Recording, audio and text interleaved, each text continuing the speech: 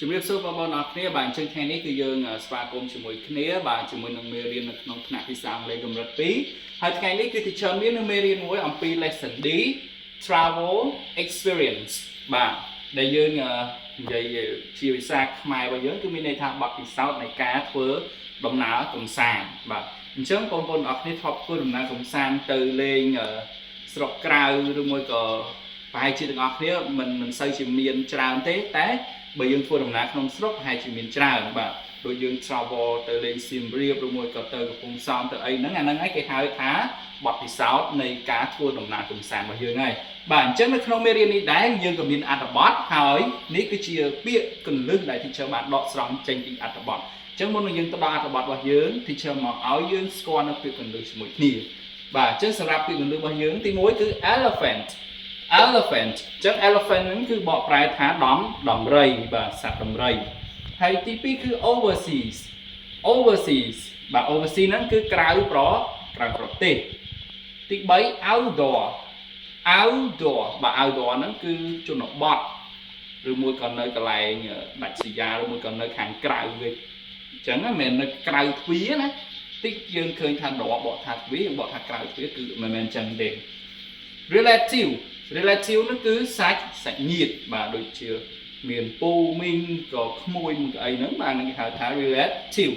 midnight គឺកណ្ដាលរាត្រី head ហ្នឹងគឺបាទឮសំឡេងបានឮ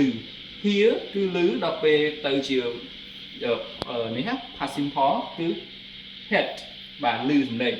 fire alarm ហ្នឹងគឺនាឡិការោបាទនាឡិកាភ្លើងអគ្គិភ័យរោ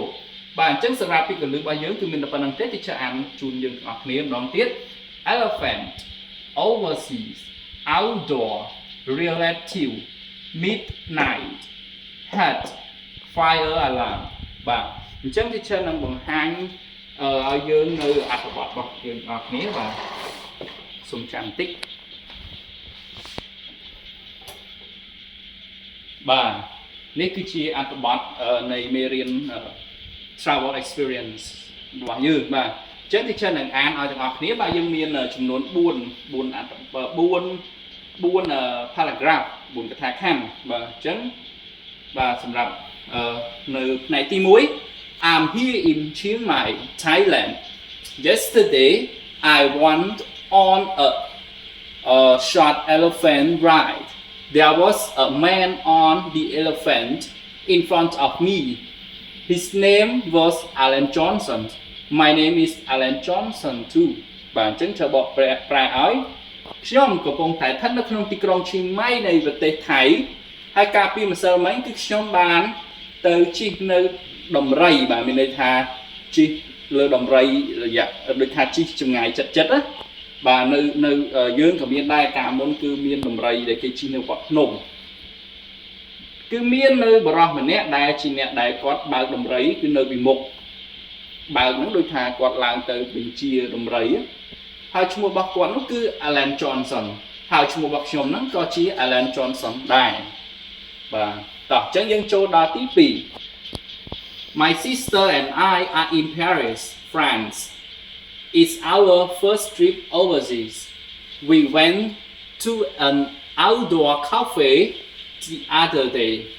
and Johnny Depp was at the next table. How exciting! អញ្ចឹងជាបកប្រែឲ្យបងប្អូនស្រីរបស់ខ្ញុំហើយនិងខ្ញុំគឺកំពុងស្ថិតនៅក្នុងទីក្រុងប៉ារីសនៃប្រទេសបារាំងហើយវាគឺជាដំណើរកម្សាន្តក្រៅប្រទេសដំបូងរបស់ពួកយើងហើយពួកយើងបានបាទទៅកាហ្វេនៅក្រៅស្រុកមួយកន្លែងហើយនៅក្នុងថ្ងៃនោះដែរហើយក៏បានជួបបាទនៅ Johnny Depp បាទ Johnny Depp ហ្នឹងគឺជាតារាសម្ដែងបាទភាគច្រើនគឺគាត់ដើរតួជាចៅសមុទ្របាទ Johnny Depp ហើយដែលអង្គុយនៅតុនៅក្បែរខ្ញុំមានន័យថាគាត់ជួបដោយចៃដន្យណានេះ Johnny Depp How exciting បាទយើងគិតមើលតើយើងរំភើបប៉ុណ្ណាទៅបាទ How exciting ចូលដល់ paragraph ទី3របស់យើង I'm here with my parents at a hotel in Miami,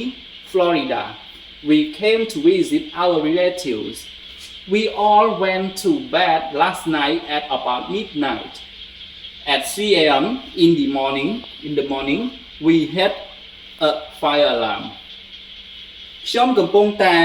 នៅជាមួយគ្រួសាររបស់ខ្ញុំនៅទីនេះបាទស្ថិតនៅក្នុងស្ថានភាពមួយនៅក្នុងទីក្រុង Miami នៃរដ្ឋ Florida បាទនេះតាមឈើចាំគឺតាមឈើស្គាល់គឺនៅសហរដ្ឋអាមេរិកហើយពួកយើងបានមកលេងសាច់ញាតិរបស់ពួកយើងហើយពួកយើងក៏បានទៅចូលគេងបាទយប់មិញហ្នឹងនៅកណ្ដាលគ្រៀតហើយនៅម៉ោង3ទៀបភ្លឺបាទ3 in the morning 3ទៀបភ្លឺពួកយើងក៏បានលឺនៅ snow កណ្ដឹងភ្លើងអគ្គិភ័យរោបាទចុងក្រោយ I'm in Grenada Nicaragua I came here to help build houses it's a great country we finished our first house yesterday we are not staying in a hotel we are staying in a school បាទ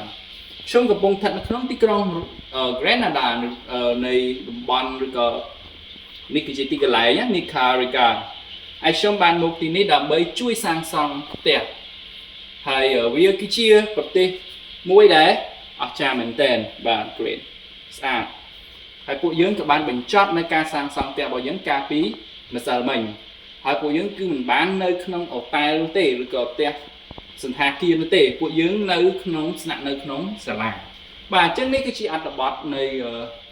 travel experiences របស់យើងអញ្ចឹងសង្ឃឹមថាបងប្អូននឹងចេះនៅអត្ថបទទាំងអស់នេះពី4មនុស្សផ្សេងៗដែលគេបានរៀបរាប់ជួបគ្នាវីដេអូក្រោយទី channel មាននឹងមេរៀនដើម្បីចែករំលែកជូនបងប្អូនទៀតសូមព្រះប្រទានពរ